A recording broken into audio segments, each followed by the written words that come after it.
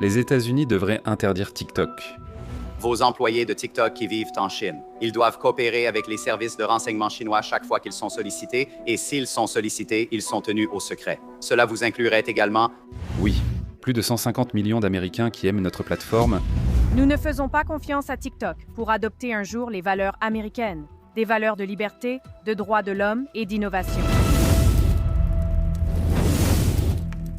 Le fait que ce soit encore légal en 2024, année électorale, signifie qu'il va y avoir de la publicité politique, des campagnes et de l'influence significative sur une plateforme qui appartient en réalité au Parti communiste chinois.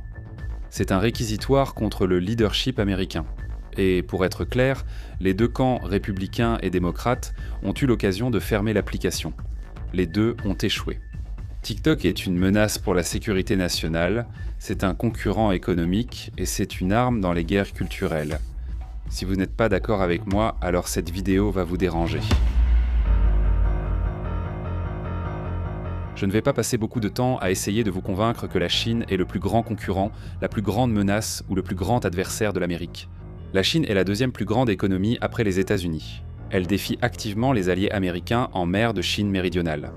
Leurs alliés, l'Iran et la Russie, ont des relations hostiles avec les États-Unis et leurs partenaires étrangers et pratiquent l'espionnage industriel à grande échelle. Mais tu l'as accepté. C'est ça le problème, c'est là où nous en sommes en ce moment. Leur objectif explicite et déclaré est de devenir la superpuissance mondiale dominante d'ici 2050, ce qui nécessite que les États-Unis subissent un déclin de leur position sur la scène internationale. Rien de tout cela n'est une opinion, une exagération ou une théorie du complot, c'est la réalité. Et si tu en doutes, alors ton esprit a été influencé par les efforts de propagande chinoise. Leur outil le plus efficace pour ces efforts a été une application qu'ils ont acquise en 2017. Fondée en 2015, Musical.ly a rapidement attiré des millions d'utilisateurs qui prenaient un plaisir à créer et partager des vidéos de synchronisation labiale. Je veux aider beaucoup d'entre vous. Je pense que cette plateforme attirera un public plus âgé. Et, plus important encore, Musical.ly est déjà assez grand aujourd'hui pour que vous deviez parier sur le fait que Musical.ly deviendra Snapchat et Instagram. Mes premières intuitions sont que je pense que c'est une vraie opportunité. Pour qu'une nouvelle plateforme sociale, un nouveau média social, décolle. Il vaut mieux avoir des jeunes comme premiers utilisateurs, surtout les adolescents aux États-Unis. Pourquoi ? Ils ont beaucoup de temps et ils sont créatifs aujourd'hui à l'école.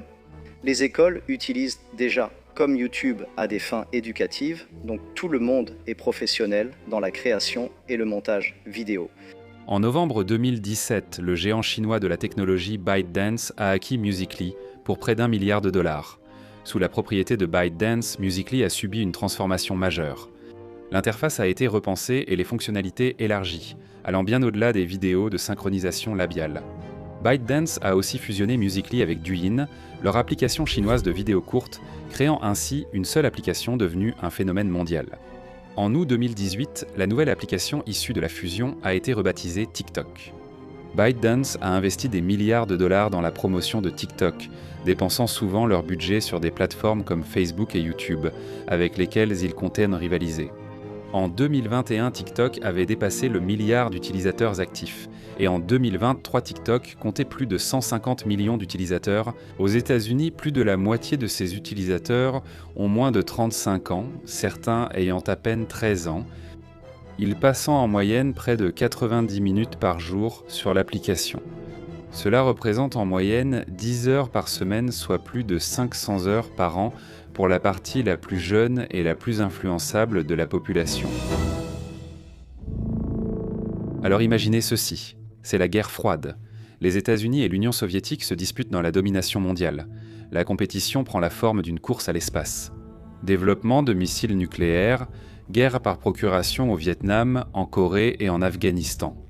Pendant la guerre froide. Les journaux et la télévision étaient les deux principales sources d'information pour les Américains.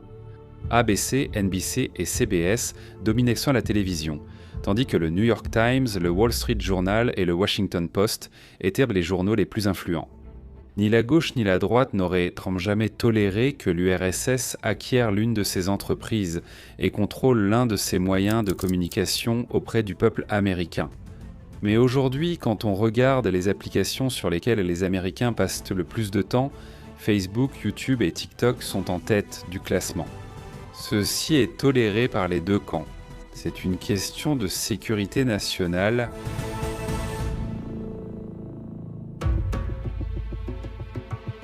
Et laissez-moi être clair, il ne s'agit pas du PCC qui vole vos données, malheureusement, ils les ont déjà.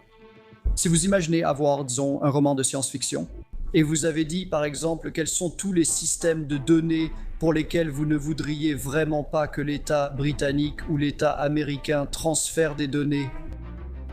Et puis imaginez qu'il s'avère que ces choses sont contrôlées par ou appartiennent à, peu importe, au service de renseignement chinois. Alors cela vous donne une sorte de scénario cauchemardesque que... C'est la réalité. Je ne peux pas entrer dans les détails parce que les détails, je pense, sont illégaux à discuter. Ces données ont permis au gouvernement américain, à Amazon et à d'autres organisations d'interdire à leurs employés de les garder sur leur téléphone. Cela montre une mauvaise compréhension de la technologie. Les applications modernes pour smartphone fonctionnent comme une prison. Les applications ne peuvent accéder qu'à leurs propres données et à un ensemble limité de données externes auxquelles elles ont explicitement reçu l'autorisation d'accéder. En d'autres termes, interdire TikTok sous prétexte qu'il vole subrepticement vos données n'a aucun sens d'un point de vue technique. Au lieu de cela, il s'agit de la capacité à manipuler l'algorithme pour mettre en avant des histoires, des récits et des mèmes qui sapent l'autorité, la souveraineté et la sécurité américaine. Et TikTok a déjà agi politiquement, à de nombreuses reprises. Le service a censuré Black Lives Matter et George Floyd, a bloqué un adolescent qui parlait du génocide chinois au Xinjiang et a bloqué une vidéo de l'homme du char. The Guardian a publié des directives de TikTok qui censurent tant la place Tiananmen, l'indépendance du Tibet et le Falun Gong.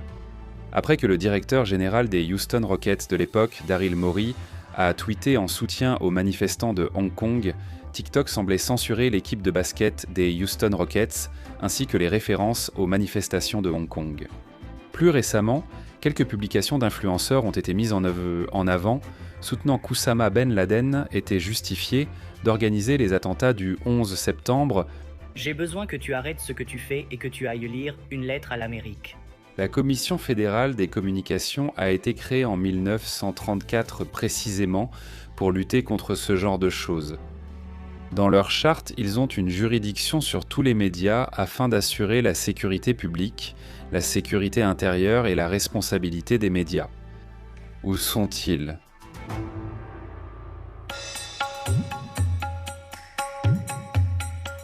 Voici ce qui est fou. Les États-Unis ne seraient pas la première nation à bloquer TikTok, l'Inde l'a déjà fait. La nation de 1,4 milliard d'habitants a bloqué TikTok et 58 autres applications chinoises en 2020, invoquant des préoccupations de sécurité nationale. Immédiatement, une série d'applications locales, créées et détenues par des Indiens, ont vu le jour pour les remplacer. En accordant au gouvernement plus de souveraineté et d'alignement dans la sphère numérique, cela prouve que c'est possible et que les conséquences sont négligeables. Et il n'y a que deux portes d'entrée sur les appareils américains, l'App Store d'Apple et le système Android de Google. Il ne faudrait rien de plus qu'un simple décret présidentiel adressé à Google et Apple pour régler cette affaire. Cela prendrait un jour ou deux. Pourquoi ne l'avons-nous pas fait ? Ce sont les dirigeants d'entreprises les plus puissants d'Amérique qui sont forcés de comparaître devant le Congrès. Nous avons essayé de faire la même chose avec TikTok et ce type s'est présenté. Ce n'est pas le fondateur de ByteDance, ce n'est pas le patron. Léon Groub était le PDG de ByteDance. Et même si vous pouviez le faire comparaître devant le Congrès, il ne leur rend pas de compte, il rend des comptes au PCC. Ils siègent à son conseil d'administration. Sa famille vit sous leur juridiction, ils ont bien plus de pouvoir sur lui que nous. Le Parti communiste chinois au pouvoir a le pouvoir de fermer n'importe quelle entreprise qu'il souhaite, pour n'importe quelle raison qu'il peut invoquer. Les membres du PCC siègent souvent au conseil des plus grandes entreprises, et des dirigeants influents comme Jack Ma ont été emprisonnés pour des raisons assez arbitraires.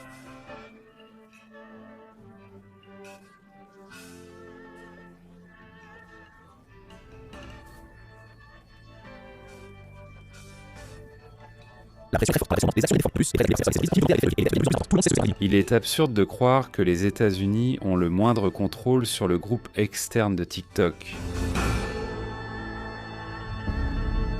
Alors, supposons que nous ayons réussi à interdire TikTok. La Chine riposterait-elle ? Bien sûr, ils essaieraient, ils feraient quelques déclarations en colère, mais vous savez, ce ne sont que des paroles en l'air. Ils voudraient probablement punir une entreprise américaine, mais le mieux qu'ils pourraient faire serait probablement de s'en prendre à Apple. Et s'ils nuisaient à Apple, ils finiraient donc par se nuire à eux-mêmes aussi. Ils ont déjà interdit la plupart des grandes entreprises américaines de technologie et de médias. Facebook est interdit en Chine, la grande muraille d'électronique bloque Google, Snapchat, Twitter, LinkedIn sont introuvables. Et c'est comme ça depuis des décennies. Alors que nos services comme WhatsApp sont utilisés par des manifestants et des activistes partout dans le monde. En raison du chiffrement fort et des protections de la vie privée sur TikTok, l'application chinoise qui se développe rapidement dans le monde entier, les mentions de ces mêmes manifestations sont sensibles. Même ici, aux États-Unis. Est-ce l'Internet que nous voulons ? C'est donc l'une des raisons pour lesquelles nous n'exploitons pas Facebook, Instagram ou nos autres services en Chine. Aujourd'hui, les Chinois achètent des Nike, boivent du Starbucks et mangent chez McDonald's. Mais que va faire le PCC ? Fermer ces entreprises qui emploient des dizaines de milliers, voire probablement des centaines de milliers de citoyens chinois ? Cela ne causerait-il pas encore plus de problèmes à Xi, dont l'économie vacille déjà ?